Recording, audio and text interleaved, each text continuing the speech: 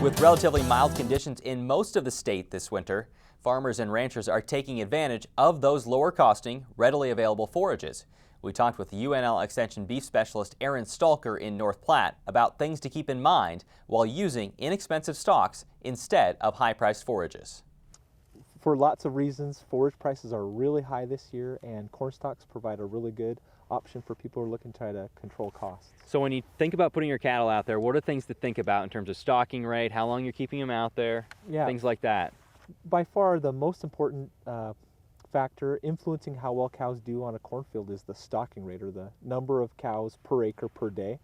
The reason for that is because a corn plant, the different parts of a corn plant vary greatly in their nutrient content. The husks are actually really good nutrition, but the cobs and stems are poor, and leaves are kind of in the middle. So if we can set our stocking rate appropriate, that the cows are consuming mostly leaves and husks, then they'll actually gain weight. If we keep them too long where we force them to eat stems and cobs, they'll lose weight. We were just talking with a farmer before we went on the air, and he said, well, how do you determine the stocking rate? Because each field is different in terms of what it yields out. Correct.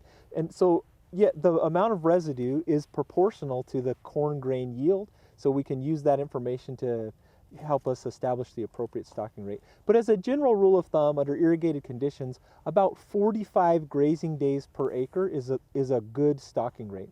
Another way of saying the same thing is 1.5 AUMs per acre. And then you have to keep an eye on those cattle. The cattle we're seeing today, I mean, they look like they're in great condition.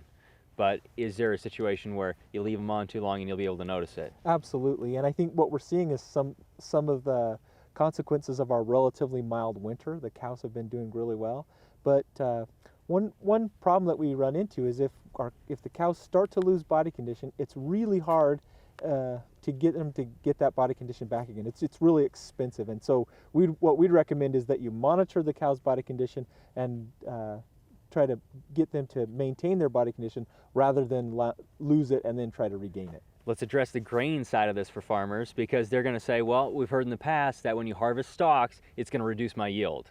True? Depends.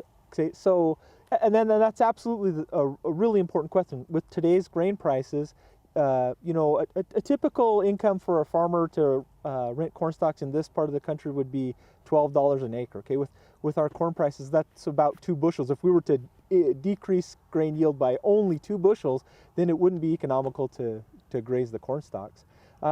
We've been doing a lot of work in this area, and I want to make a really big distinction between grazing corn residue and baling, or other forms of harvesting the corn residue. Baling might remove 80% of the corn residue. Grazing at a 45 grazing days per acre removes maybe 35% of the residue. So there's a really big difference. We've been doing a lot of work in the western side of the state and also on the eastern side of the state, looking at what the consequences of grazing are on subsequent yield. We do have continuous corn on the west side of the state, and we don't see any impact whatsoever on subsequent yield under irrigated conditions in continuous corn. On the east side of the state, it's been in a corn-soybean rotation, and they don't see any depression in next year's soybean crop if we graze this year. So that's contrary maybe to popular opinion.